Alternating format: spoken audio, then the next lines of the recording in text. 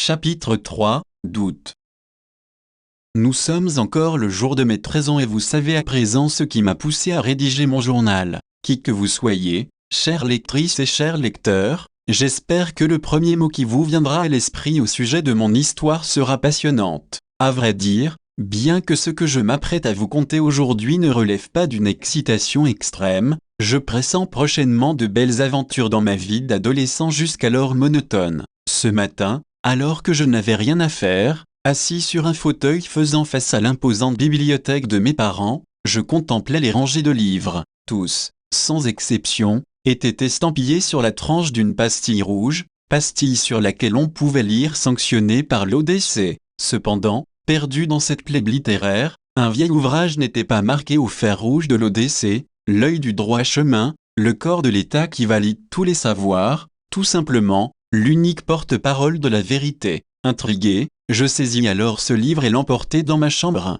Il était intitulé L'homme et son auteur nommé Guillaume. Absorbé par ma lecture, je passais une partie de ma journée, plongé dans une histoire de l'humanité bien différente de ce que j'eus appris jusqu'alors. Ce roman, ainsi dus-je le qualifier, puisque tout n'était que négation de notre enseignement, nous contait l'homme à travers le temps, l'espace, et la psyché. En voici un passage qui m'avait particulièrement interpellé.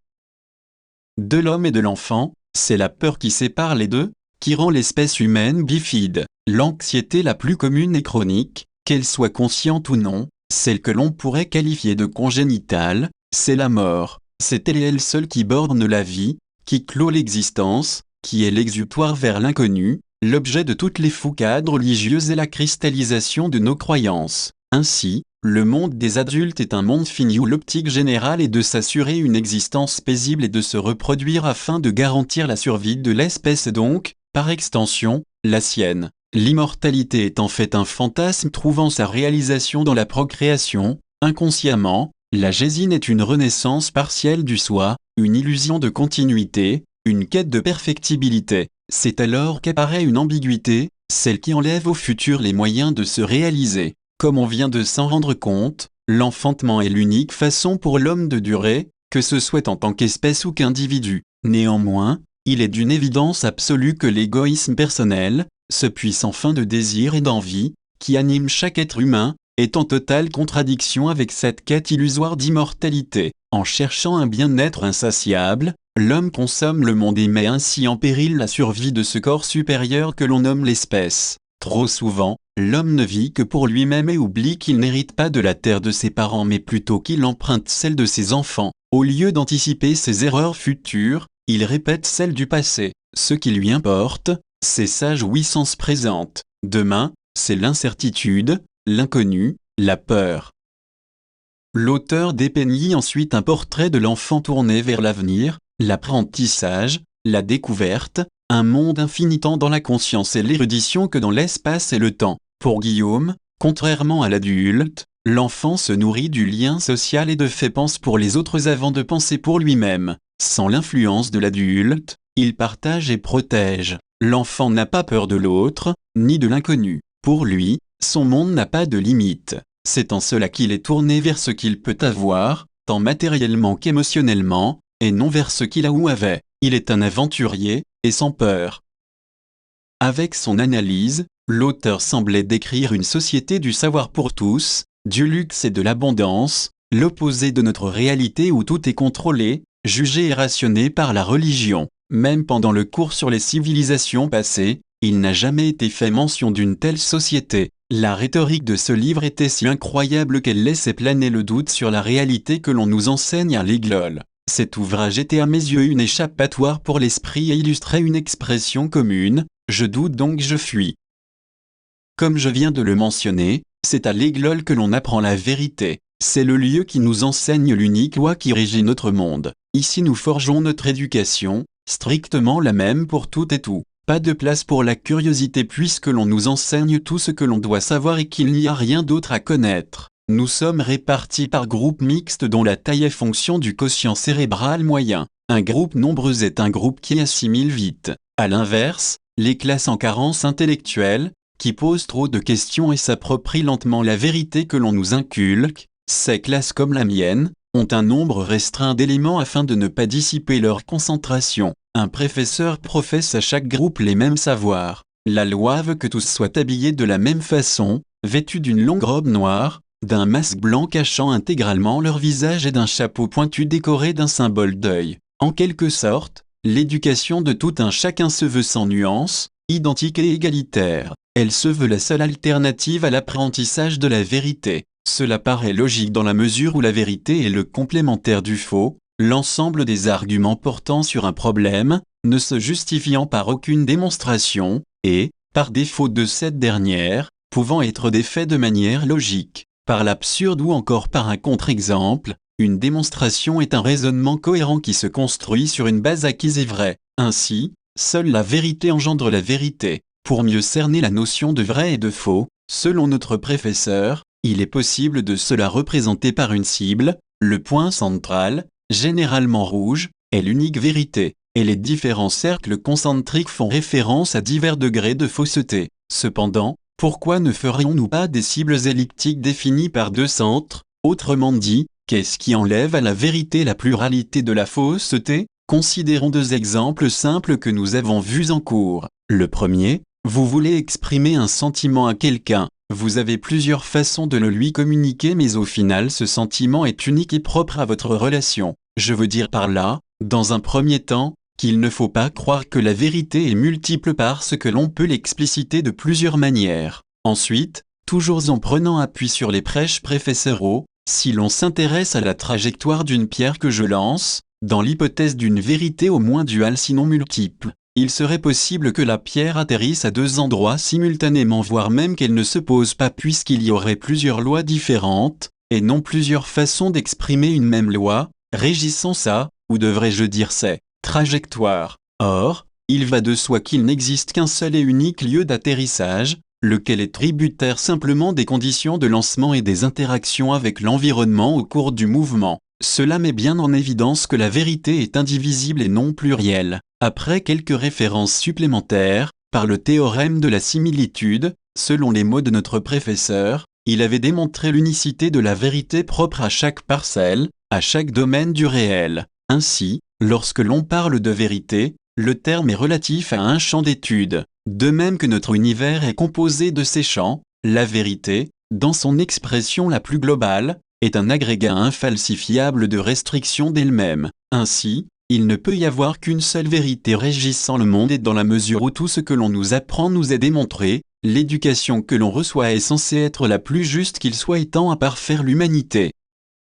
Afin d'illustrer les bases de la pensée commune, toute notre compréhension du monde est fondée sur deux axiomes, vérités admises par défaut de contre-exemple. Le premier est que tout ce qui est régi par un cycle. Le deuxième est que ces cycles se modifient et se recombinent au gré des interactions entre les choses. Par le premier, on justifie ainsi que chaque être naisse puis meurt, et par le suivant, que ce même être ne renaisse pas identique. De la même manière, on déduit que tout se transforme et que rien ne se crée ou ne se perd. Enfin, on échafaude toutes nos théories et lois locales de sorte à construire la science, au sens large du terme. Pour en revenir au livre L'homme de Guillaume, loin de moi l'idée d'éviter les questionnements qu'il suggère, car la curiosité est l'une des caractéristiques indissociables de ma personnalité. Même s'il est vrai que les GLOL et, plus largement, les autorités liées à l'ODC, ne sont pas des modèles de tolérance, elles ne m'ôteront pas le désir de savoir et ne justifieront pas avec moi l'expression populaire, je doute donc je fuis. D'ailleurs, le caractère intrinsèque de la vérité devrait en faire un absolu inébranlable qui ne souffrirait en aucune façon une multitude de questions. Voilà pourquoi, les GLOL enseignant la vérité, elles ne devraient pas regrouper les curieux dans des classes comme la mienne où les élèves manquent de concentration, parlent, remettent en cause, critiquent et ne comprennent pas. Tenez, il y a 2 jours, un de mes amis, Lucas, posa une question intéressante dont la réponse ne m'avait pas satisfait, à tel point que je surenchéris d'une autre remarque. Lucas. Professeur Patin? Oui, Lucas. Qu'y avait-il au commencement? Tout simplement les dieux. Ce sont eux qui ont créé l'univers et ses règles. Mais vous allez bientôt étudier cela dans le cours sur les Comadis, les tables de la loi divine. Ce fut alors que j'intervins. Mais professeur, Votre réponse n'est-elle pas en contradiction avec les deux axiomes dont nous venons de parler, ceux qui régissent la science? Explique-toi, savance. Et bien des axiomes fondamentaux de la science, nous déduisons directement que rien ne se crée. Or, avant que les dieux ne décident d'enfanter l'univers, il n'y avait que le vide. On a donc une contradiction. En fait, savant. De plus, le caractère cyclique de la matière implique son intemporalité. Tu t'égares. Au contraire, cela suppose que peu importe la direction que l'on regarde sur l'axe du temps, à un nombre de cycles donné pour un corps isolé, que ce soit dans le passé ou le futur, nous devrions retrouver ce corps à l'identique. Ainsi, le moment de création de l'univers par les dieux est en fait un point de départ qui compromet le regard infini vers le passé que l'on devrait constater pour les cycles de la matière. Tu te perds, s'avance. Le cours que tu auras sur les comadis te remettra dans le droit chemin. Reprenons, je vous prie. Après vous avoir exposé cet épisode, vous conviendrez avec moi que le doute est salutaire car le lien entre l'enseignement et la vérité ne me semble plus d'une clarté si limpide.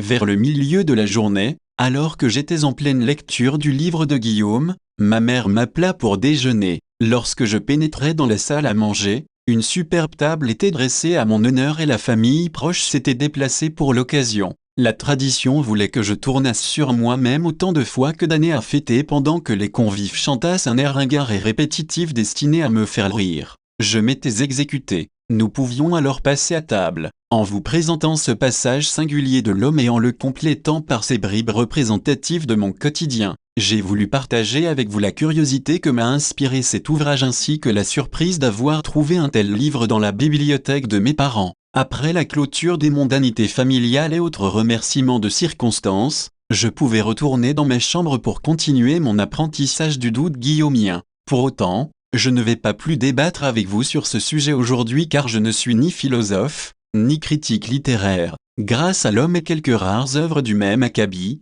j'ai pu humblement être initié à la philosophie comme à la littérature, César poignardé par l'Odyssée. Pour autant, je n'ai pas assez d'expérience ni de connaissances pour vous les enseigner, et si je m'y essayais, je ne serais qu'un piètre perroquet des auteurs que j'ai lus. À présent, après cette brève introduction du doute guillaumien et avant d'aller plus loin, j'aimerais revenir sur les légendes du temps pour fixer mon journal dans sa chronologie. Il me semble en effet essentiel de bien cadrer les événements qui auront lieu. Comme vous avez dû vous en rendre compte lors de la lecture de mon père, dans notre société, le temps qui passe est un pilier de notre culture. Il l'est au même titre que le sont aussi la religion et l'univers. Le premier pilier est donc notre contrainte, le second notre origine, et le dernier notre but. L'humain est temporel, il naît, vit et meurt, il ne peut pas faire autrement, c'est un trait immuable de l'espèce. C'est d'ailleurs pour cela que le temps est si important et inspire autant d'allégories. Ensuite, grâce aux comadis sur lesquels nous reviendrons ultérieurement dans ce journal, l'homme connaît sa condition expérimentale et dévouée vis-à-vis des dieux, ce qui donne à la religion une place primordiale dans notre civilisation. Enfin, c'est le divin qui pousse notre espèce à comprendre les autres mondes, à développer la science et à découvrir les origines de l'univers. La race humaine a le devoir de remonter à la source car elle est une pièce maîtresse de la grande expérience céleste. En observant l'homme et d'autres êtres de l'univers chercher le moyen de tutoyer les dieux, de débroussailler le chemin de leurs conditions et de leur origine, ces derniers espèrent trouver les mécanismes pour résoudre la grande question, celle de leur divine genèse. Vous comprenez à présent pourquoi l'univers et son étude fondent le dernier pilier de notre civilisation. Ainsi, en qualité d'espace culturel intrinsèque à notre ère, le temps est le reflet de nombreuses légendes, le temple d'autant de mythes. Il cristallise des histoires passionnantes et passionnées, pour la plupart essentielles à l'appréciation de notre civilisation. Vous connaissez déjà l'histoire des mois, de loin la plus épique, laissez-moi maintenant vous conter celle des heures, des semaines, des jours, et, la plus poétique d'entre elles, la fable de la seconde. Notre base temporelle est la seconde, elle correspond à un battement d'ailes de papillon, onde, battement, dans un ancien dialecte méditerranéen. Une des légendes du temps raconte que le jour où l'homme s'est éveillé, c'est-à-dire le jour où il est passé du stade animal à celui d'un être capable de se comprendre, sa conscience arriva à dos de papillon, aussi légère et omniprésente que l'air. De tous les animaux, l'homme fut l'être assez malin pour la saisir en plein vol et se l'approprier. Un instant fugace, un battement d'ailes, un vol pluriel, théoriquement chaotique et clandestinement dérobé, symbole d'imprévisibilité, le papillon est depuis considéré comme le pourfendeur du destin, le briseur du sort, le semencier de l'incertain. Ensuite, une journée, l'équivalent d'une rotation de la Terre sur elle-même, est composée de 86 400 secondes et se subdivise en 24 heures de 3600 secondes ou de 60 minutes constituées à leur tour de 60 secondes. Une rotation de la Terre autour du Soleil correspond environ à 365 jours un quart. Nous comptons alors 364 jours pour une année subdivisée en 13 mois de 4 semaines de 7 jours. Tous les 6 ans nous rajoutons une 5e semaine au dernier mois, semaine de festivité et de dévotion. Par ailleurs, dans un souci de précision, une fois sur deux, cette semaine comporte 8 jours au lieu de 7. Ce n'est que tous les siècles que nous remettons le calendrier céleste exactement à jour en faisant durer le dernier jour de l'année des instants qui lui manquent. La première heure de la journée débute dès le lever du soleil, nous la nommons d'ailleurs Euséleï plutôt que une heure, sa désignation d'origine. Les heures suivantes sont basées sur un principe qui leur est propre, d'heure, treur, cœur, sineur, sieur ou seigneur car c'est le nom donné au moment où le soleil est le plus haut dans le ciel sur une moyenne annuelle. Puis nous avons sœur, heure, neur, et dieur. La deuxième dizaine d'heures se base sur la première en ajoutant un a en fin de mot, une ra, deux ra, trois ra, etc. Le soleil se couche selon la saison et votre position sur Terre entre une heure et 6 heures. Par exemple, en hiver, du moins dans l'hémisphère nord, bien loin de chez moi, on peut appeler une heure à Sonwiché mais, contrairement à Euséleï qui est fixe dans votre fuseau horaire, la dénomination Sonwiché est peu utilisée car équivoque selon les saisons et le lieu où vous vous trouvez. Les termes Euséleï, Seigneur et Sonwiché sont issus d'un peuple antique qui vivait au centre du continent colombin. Respectivement, ces termes désignaient la naissance, la vie et la mort. Ils étaient très importants pour les populations de cette époque qui vénéraient le soleil et craignaient la nuit, assimilant les journées à des micro-existences. Il semblerait d'ailleurs qu'ils pratiquaient quotidiennement des sacrifices humains pour que l'astre solaire ne manquât pas de se lever. Très certainement, si vous fouillez dans les légendes du temps, vous trouverez une histoire beaucoup plus détaillée. Je laisse cela à votre sagacité. Le système pour compter les 20 premières heures d'une journée,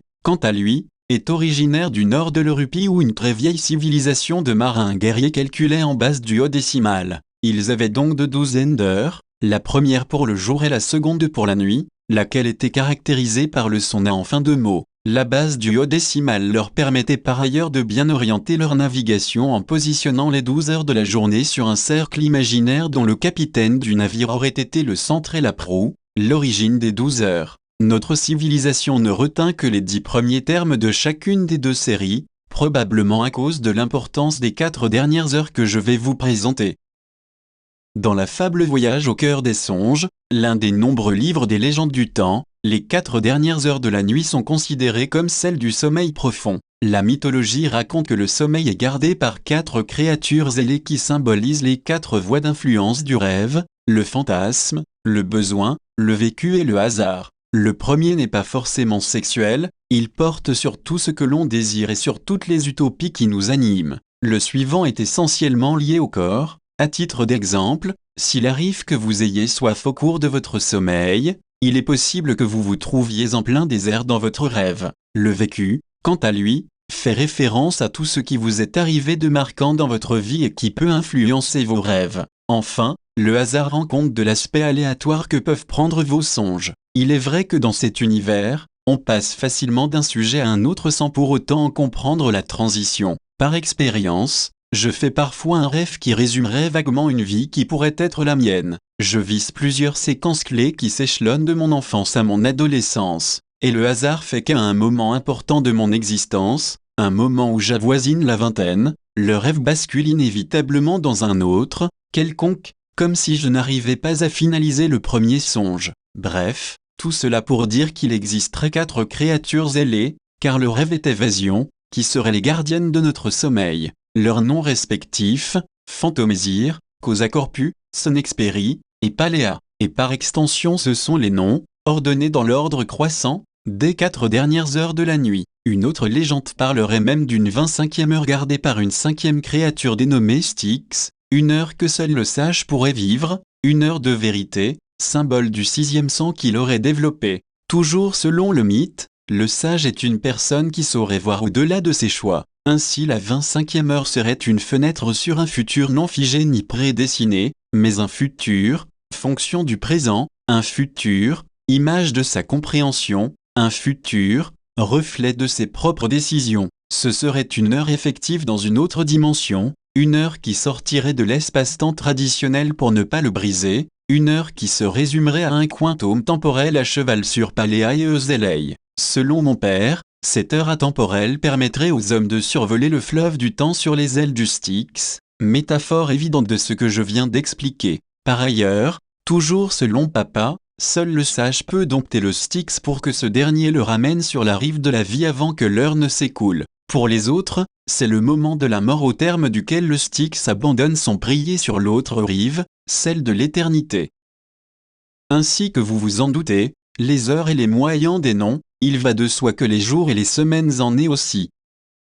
Les jours de la semaine portent des noms vaguement inspirés d'une croyance méditerranéenne qui se développa il y a plus de 2500 ans environ avant notre ère, croyance selon laquelle l'univers dans son ensemble aurait été créé en 7 jours. Dans notre mythologie, par contre, le premier jour aurait été consacré à dégager l'espace nécessaire. Par conséquent, nous l'appelons Espacium. Le second, Étoilin, fut dédié à la création des étoiles comme le Soleil. Puis, le troisième, Planéto, fut réservé à la création des planètes et de tous les corps qui gravitent autour des étoiles. Durant le 4e jour, furent élaborés tous les organismes susceptibles de vivre sur les différents mondes de l'univers. Le jour suivant naquit le concept de conscience dont héritèrent certains organismes comme l'homme. Ces 2 jours sont vie et mi. L'avant-dernier jour fut dédié à l'organisation et à la disposition de la création, tel un joueur qui placerait ses pions sur le quadrillage d'un jeu de stratégie. Ce jour-là on agença le chaos, ce jour-là porte le nom d'Ordru. Quant au dernier, de la même manière que dans quelque jeu que ce soit il y a des règles, il fallait bien en établir. C'est ainsi qu'aurait été inventée toute la physique dont les lois sont censées régir toutes les interactions possibles et imaginables d'une échelle plus petite que celle de l'atome à celle de l'univers. Le dernier jour de la semaine porte le nom de Réglu, Espacium, Étoilin, Planéto, Vie, Mi, Ordru, Réglu, c'est ainsi que sont nommés les jours de la semaine, du premier au dernier. Cependant, comme je vous l'avais annoncé dans le décompte des jours de l'année, tous les 12 ans, la semaine complémentaire ajoutée au dernier mois compte 8 jours. Ce 8e jour est celui qui est à l'origine des 7 autres, c'est d'ailleurs pour cela qu'il s'inscrit dans la semaine de dévotion, il est tout bonnement la signature divine de la création, et se nomme Oratio. À présent que vous avez la culture des jours, un des divers folklores que l'homme a élaboré pour vêtir et arrondir les formes brutes et autoritaires des comédies, je peux vous expliquer l'organisation hebdomadaire de la majeure partie de notre société. Quand il n'y avait que l'espace, vide, en quelque sorte il n'y avait rien. Voilà pourquoi Espacium est un jour de repos pour tous. Comme chacun sait, les étoiles, dans leur magnificence et leur démesure, produisent l'énergie dont ont besoin tous les systèmes célestes. C'est un don qu'elles font à l'univers. C'est pour cela qu'Étoilin est le jour de solidarité où chacun aide son prochain comme il le peut. Ceci entretient la cohésion sociale de notre monde. Les 3 jours suivants sont plutôt centrés sur l'homme et son espace. Ce sont des jours de travail qui permettent d'améliorer le cadre de vie et de renforcer les échanges entre les populations. Notre économie est organisée ainsi et ce système satisfait la plupart des peuples. L'avant-dernier jour, Ordru, est consacré à la politique et la justice car chaque chose, chaque être et chaque acte doit être remis à sa place. Enfin, Réglu est le jour de la connaissance. Chacun est libre de s'intéresser au sujet qui le passionne. Ainsi, certains approfondiront les mathématiques, d'autres, la musique et d'aucuns, n'importe quel art relevant du social, du droit, de la théologie, des sciences ou encore de l'histoire. Mais pour nous, élèves, la règle fait exception. Les premiers et derniers jours de la semaine sont chômés alors que les autres sont organisés en fonction d'un emploi du temps propre à chaque classe. Néanmoins, Étoilin est dédié à des travaux d'intérêt général.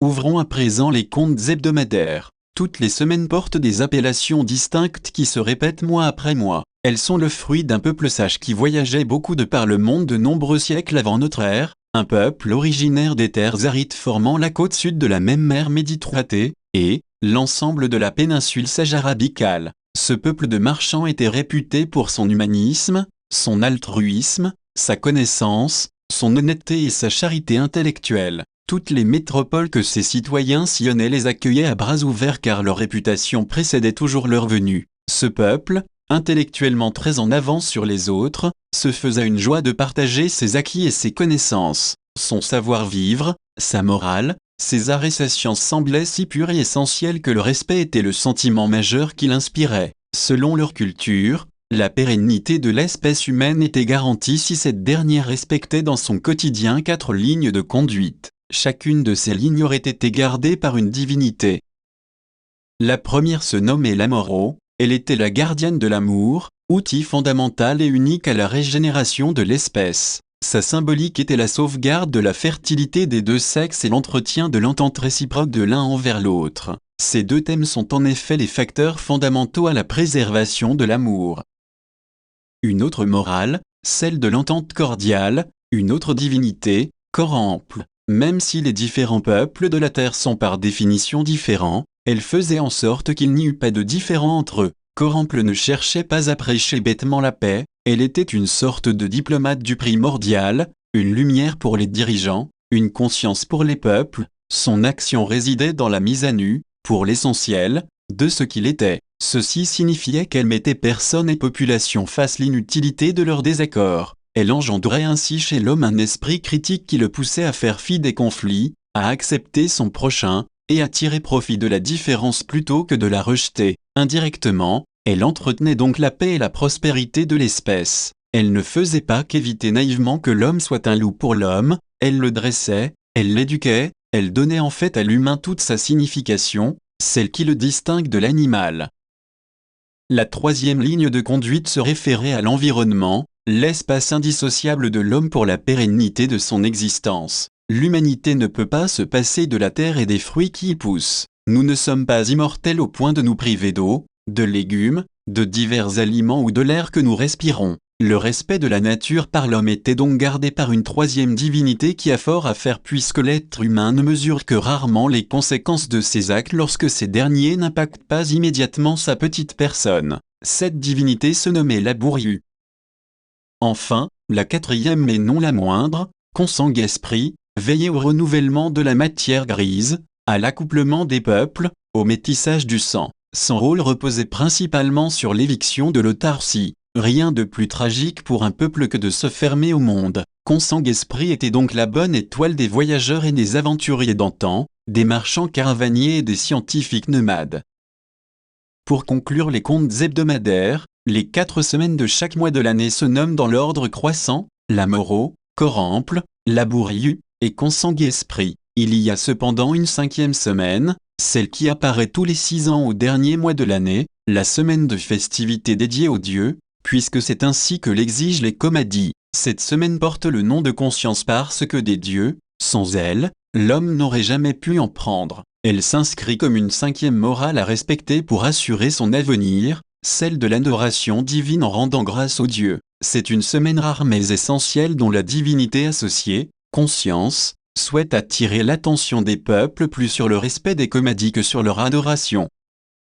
Nous voilà vers la fin des légendes du temps. Je ne vais pas revenir sur le mythe des 13 mois de l'année, lesquels se nomment chronologiquement, Minimum, Firu, Utli, Sakri, Dimazu, Mat, Dari, Libu, Fida, Alti, Insumi, Kura et Toti. Je crois vous avoir tout expliqué sur le temps qui passe et sur ces dénominations qui repassent inexorablement au fil des ans. Je m'arrête là car pour le second jour de mon journal, c'était Toilin, la Bourriu, Utli, 789 PC, Post-Comadis, le jour de mon anniversaire, je pense avoir déjà suffisamment écrit et décrit.